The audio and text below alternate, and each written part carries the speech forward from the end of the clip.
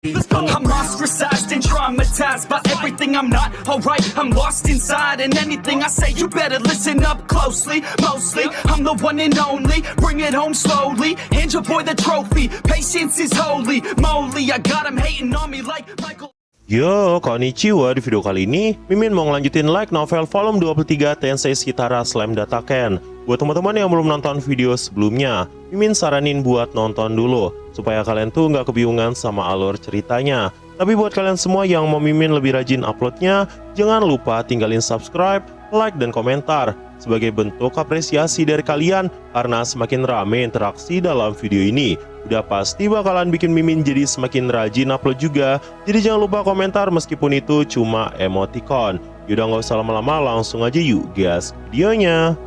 Beberapa saat setelah kejadian sebelumnya, Gaia pun melepaskan dirinya dari pelukan Milim dan mendekat ke arah Rimuru, seolah bertanya-tanya kepada Rimuru apa yang akan dilakukan Rimuru. Rimuru yang melihat Gaia saat itu langsung memikirkan tentang nama apa yang bagus untuk Gaia.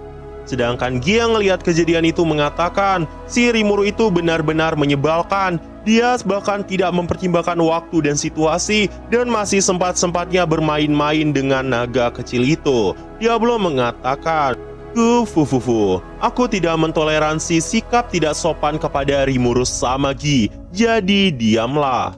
Testa, Rosa, dan Dino yang ada di tempat itu juga setuju sama apa yang dikatakan oleh Diablo. Rimuru mengatakan, mulai hari ini, kaulah naga bintang bumi Velgaia, warisilah kehendak pencipta Milim dan ayahmu. Ingatlah ini Velgaia, mulai hari ini, hiduplah sebagai jenis naga yang baru, ucapnya kepada Velgaia. Gaia saat itu bersinar seolah merasa sangat bahagia, dan kelahiran spesial naga True Dragon baru pun tercipta. Dia mulai menjadi naga True Dragon kelima yang benar-benar sah. Dari kejadian itu, tepat setelah Rimuru memberikan nama kepada Velgaia, tiba-tiba dirinya juga memperoleh inti naga sejati dari Velgaia. Tapi Velgaia sepertinya belum menguasai True Dragon Liberation, jadi kemungkinan akan sangat sulit untuk ikut bersama dengan Rimuru. Namun setelah mengotak-atik sedikit, Rimuru mendapat persetujuan dari Velgaia dan pada akhirnya bisa mengubahnya menjadi True Dragon Core. Saat itu, pedang Rimuru yang harusnya hanya memiliki 3 lubang, tiba-tiba terdapat 1 lubang lagi, dan Velgaia pun saat itu juga masuk menjadi core-nya Rimuru. Pedang Elpis Rimuru pun saat itu bersinar dengan sangat terang. Rimuru mengatakan kepada Infarek, jadi apakah kau telah siap? Infarek beneran murka dan mengatakan, aku tidak butuh dunia ini lagi, aku akan menghancurkan segalanya. Tapi Rimuru mengatakan, itu tidak akan mungkin bisa kau lakukan selama ada aku. Tapi silakan saja kalau kau memang mampu, ucapnya kepada Infarek. Rimuru saat itu terus melancarkan serangan ke arah Infarek dan menanggapi serangan yang saat itu dilancarkan Infarek. Di saat tebasan itu terjadi, Infarek melakukan sesuatu yang tidak terduga. Dia menghantamkan kebenciannya kepada Rimuru dan melemparkan 2 pedangnya itu. Dari kejadian ini, kekuatannya merupakan kekuatan murni yang berubah menjadi kekuatan yang bisa menghancurkan penciptaan dunia. Itulah keyakinan Rimuru. Namun entah mengapa Rimuru saat itu nggak panik dan menggunakan kewenangannya. Rimuru saat itu juga langsung menelan segalanya. Semua serangan pun saat itu juga langsung diisolasikan dalam ruang imajiner. Saat itu juga Rimuru mengatakan, aku mengandalkan kalian. Veldora mengungkapkan, aku akan menunjukkan kekuatan penuhku. Saat itu juga Velgreen mengatakan, serahkan saja padaku, aku tidak akan menahan diri di sini. Velzard mengungkapkan, aku mulai merasa bersemangat. Dan Velgaia saat itu juga mengucapkan sesuatu yang Mimin sendiri nggak ngerti. Buat kalian yang ngerasa bingung apa yang diucapi oleh Velgaia dan memang masih penasaran lagi, Velgaia saat itu cuma ngomong QQQQ. Rimuru saat itu juga langsung mengaktifkan Void Collapse dan memindahkan serangan dengan rentetan kekuatan yang amat besar yang harusnya ledakannya bahkan bisa menghancurkan planet ini, malah terpindah ke dimensi lain. Melihat semuanya menghilang gitu aja, Infarek menanyakan, kau itu sebenarnya siapa? Mengapa kau bisa melakukan itu? Rimuru saat itu juga ngerasa bingung, karena bagi Rimuru, dirinya adalah dirinya. Dia adalah Mikami Satoru, dan saat ini telah menjadi Rimuru Tempest. Rimuru saat itu merasa bingung apa yang harus dia ucapkan kepada Infrared. Rimuru saat itu melancarkan sebuah pukulan ke arah Infrared yang membuat Infrared saat itu terkejut karena Rimuru ternyata sudah siap melancarkan serangan yang dari tadi telah dipersiapkannya. Infrared saat itu terkena serangan yang sangat mematikan. Pedang Rimuru saat itu menebas tubuh Infrared. Infrared mengatakan, "Aku kalah. Mengapa aku bisa kalah?" Tapi Rimuru mengungkapkan, "Jangan khawatirkan apapun, karena aku akan segera menelanmu juga. Ketika kau berbuat jahat, maka kau perlu merenungkannya. Setidaknya bertobatlah di dalam ruang imajiner yang ada di dalam diriku. Dengan begitu, hanya itulah yang bisa kau lakukan untuk semua yang kau lakukan karena ketidakdewasaanmu." Rimuru saat itu langsung menggunakan Soul Devourer dan melahap Infrared. Entah mengapa Rimuru saat itu nggak membunuh Infrared dan malah menyimpannya di dalam ruang imajiner Rimuru. Apakah ada kemungkinan Infrared bakalan insyaf ke depannya? Infrared yang saat itu tertelan oleh Rimuru beneran merasa bingung tentang apa yang sebenarnya udah terjadi. Bukannya dia sudah mewarisi otoritas Veldanava dan bahkan mencapai kemahakuasaan itu sendiri. Namun bagaimana mungkin hal seperti ini menimpa Infrared? Infrared mulai menyadari bahwa kelahiran dewa baru telah dimulai. Dirinya saat itu memikirkan semuanya sambil tersenyum.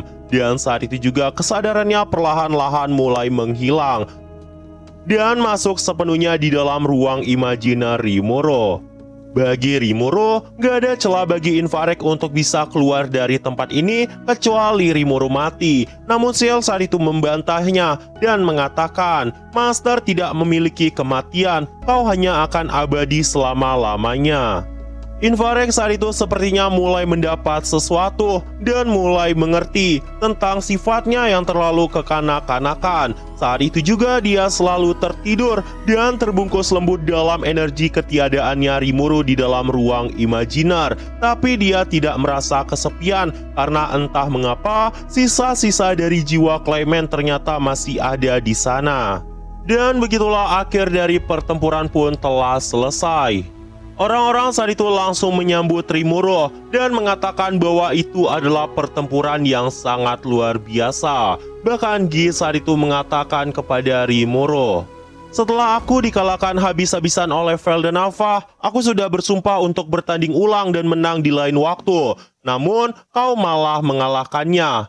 Jadi aku berniat untuk menantangmu lain waktu, Rimuru." Rimuru yang mendengar kata-kata kayak gitu dari Gi pun langsung menolaknya mentah-mentah. Dan di tengah obrolan santai mereka itu, tiba-tiba Gi mengatakan sesuatu yang tidak masuk akal. "Mulai saat ini, aku ingin Rimuru naik tahta sebagai Raja Iblis Agung yang akan memerintahkan kita semua. Apakah ada yang keberatan?" Orang-orang yang mendengar ucapan seperti itu pun tidak mengatakan keberatan sama sekali. Milih mengungkapkan, "Tidak ada keluhan, aku setuju. Serahkan semuanya pada Rimuru." Ramirez juga mengatakan, "Aku mengetahui bahwa Rimuru memiliki kemampuan, jadi aku sadar tentang posisiku dan tidak akan protes." Bahkan Rumina saat itu mengatakan, bahkan jika kita mengabaikan perbedaan kekuatan, pengaruh Rimuru saat ini berada di luar kendali kita. Melihat ekspresi bawahannya aja, itu sebanding sama jati diri kita.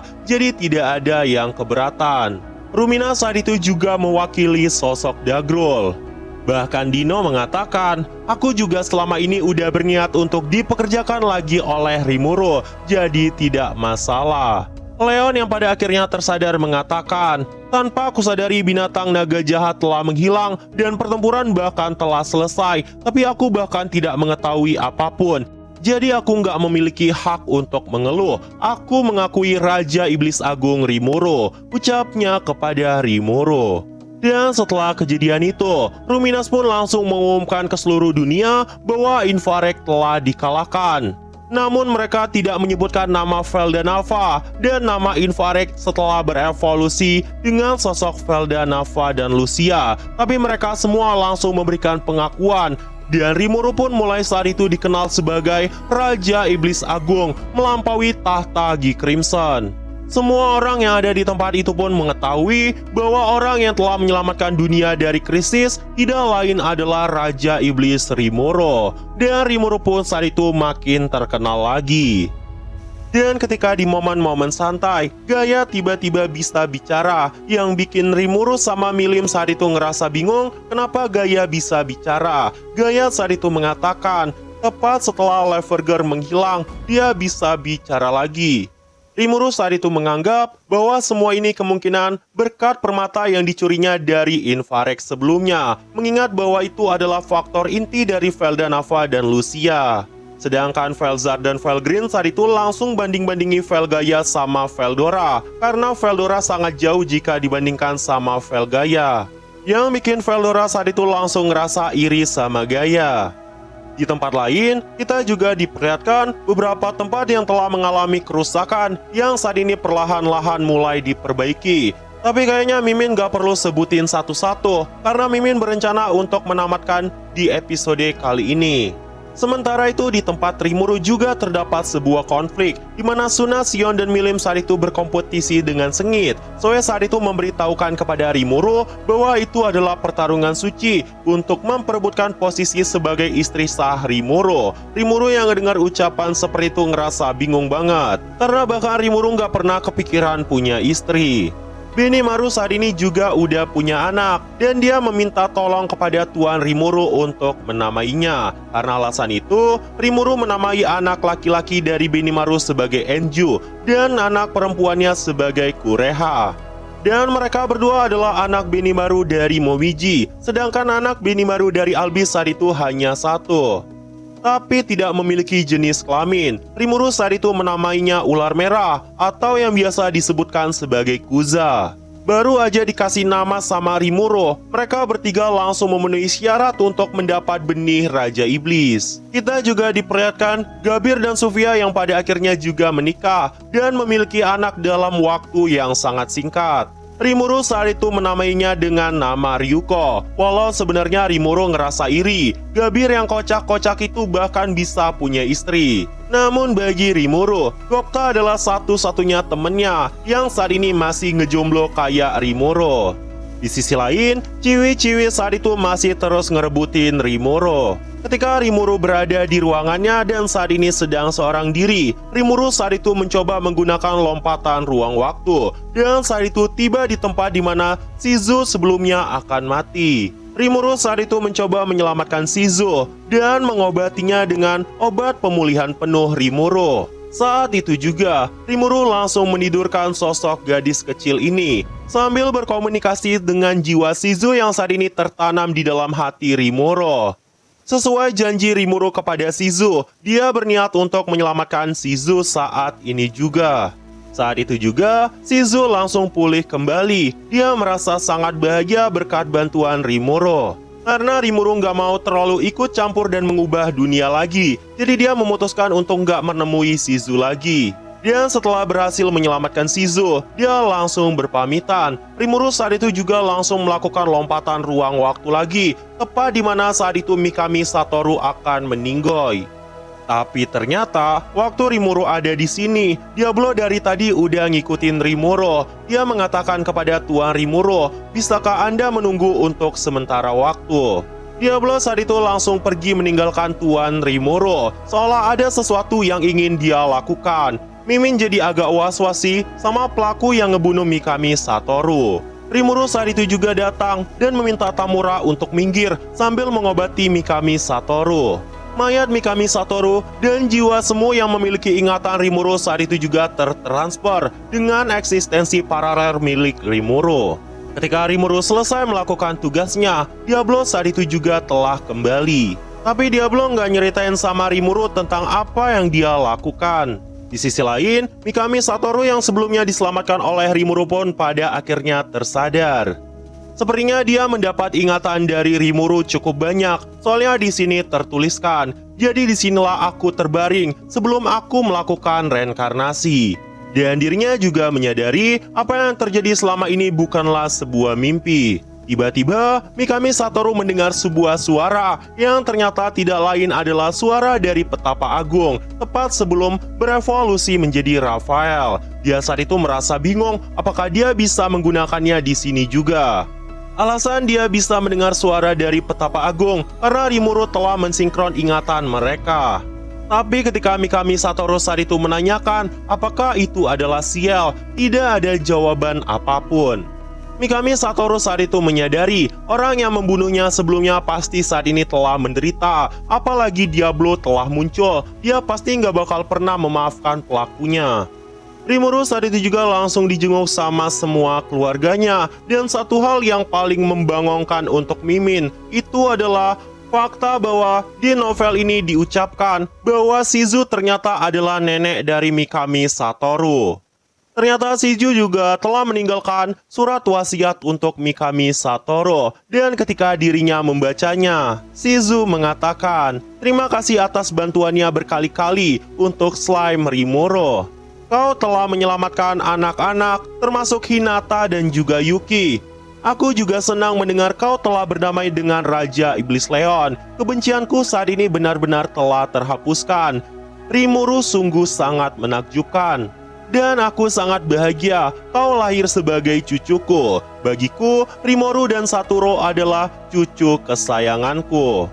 Beberapa saat setelah kejadian itu, Mikami Satoru juga sempat ketemu lagi sama Tamura. Dan Tamura ngerasa bingung, pembunuh dari Mikami Satoru tiba-tiba malah menghilang. Mikami Satoru menanyakan, "Apakah kau percaya jika aku katakan aku pernah pergi ke dunia lain?" Tamura saat itu menjawab, "Aku percaya padamu senpai karena aku menyaksikan kejadian-kejadian aneh dan wanita itu sangat misterius." Dan karena Tamura percaya kepada sosok Mikami Satoru, karena alasan itu dijelasinlah sama Mikami Satoru seluruh peristiwa yang terjadi di anime Tensei Shitara Slam Dataken. Dan ternyata selama ini, cerita yang kita baca ini adalah cerita yang diceritai Mikami Satoru sama sosok Tamura. Kejadian yang benar-benar membangongkan. Dan cerita Tensei Shitara Slam Dataken pun pada akhirnya tamat. Oh iya, sekalian Mimin tambahin aja, di pembahasan waktu itu masih ada beberapa yang bingung. Meskipun Mimin udah jelasin dengan sangat detail bahwa Rimuru bukanlah anak Veldanava, tapi kalau seandainya kalian mengatakan bahwa Rimuru mewarisi harapan Veldanava, itu memang benar. Dan alasan Velgaya juga muncul Mimin juga udah sebutin di beberapa video sebelumnya. Jadi mohon disimak benar-benar. Dan kalau kalian mengatakan apakah autornya telah mengkonfirmasi, saat ini untuk light novelnya aja, di light novel udah dijelasi dengan sangat detail bahwa tidak ada kata yang menyebutkan Rimuru adalah anak Veldanava. Bahkan tentang harapan dari Veldanava juga udah dijelaskan berkali-kali di dalam novel. Dan kebetulan pedang Elpis Rimuru berarti harapan, dan itu mengingatkan Veldanava tentang harapannya. Dan tentang Velgaya juga, Mimin juga udah mengatakan, meskipun Velgaya sejatinya bisa dikatakan sebagai anak Veldanava, tapi bukan berarti anak secara hal teori yang dibikin oleh Veldanava. Mimin juga sebenarnya agak terkejut sama fakta ini, tapi di light novel volume 23 dikatakan bahwa sejatinya Velgaya merupakan perwujudan dari reinkarnasi Veldanava pada awalnya. Makanya Veldanava bisa mengendalikan dan mendapat akses di jiwa Velgaya. Sampai pada akhirnya, Velgaya pun menjadi wadah penerus sisa-sisa dari Veldanava dan Lucia. Dan bagi Rimuru, semuanya pasti untuk melindungi anak tercintanya. Bahkan menurut Mimin, selain menjadi harapan besar dari Veldanava sendiri, Rimuru telah menjadi harapan bagi dunia ini. Dan selanjutnya, Mimin mau ngungkapin sebuah teori, jadi jangan terlalu dianggap serius. Ini hanyalah sebuah teori. Seperti yang kita tahu, waktu Veldanava menceritakan penciptaan dunia, Veldanava mengungkapkan bahwa kasih dari Tuhan harusnya tersebar ke seluruh umat makhluk hidup. Tapi karena Veldanava hanya memberikan cintanya kepada Lucia, itu membuat sistem tidak bisa menerimanya. Jadi ada kemungkinan Rimuru tercipta karena adanya sistem itu juga. Bukan berarti Rimuru adalah anak dari sistem, tapi wujud dari jiwa Rimuru di dunia kardinal ini kemungkinan besar karena penolakan itu juga. Makanya Rimuru memiliki kekuatan untuk membantai dewa sekalipun. Ya, intinya, saat ini masih belum ada hal yang mengatakan bahwa Rimuru benar-benar anak Veldenava. Dengan kata lain, sampai volume 23 tamat, Rimuru masih belum merupakan anak Veldenava. Karena masih banyak yang sepertinya nggak suka sama apa yang dijelaskan oleh light novel volume 23. Dan masih banyak yang menganggap Rimuru adalah anak Veldenava. Dengan anggapan, karena belum dikonfirmasi sama autornya. Kalau begitu, gak ada salahnya jika seandainya orang bilang Infarect adalah anak Veldenava atau Guy Crimson anak Veldenava karena belum dikonfirmasi sama autornya juga, bukan?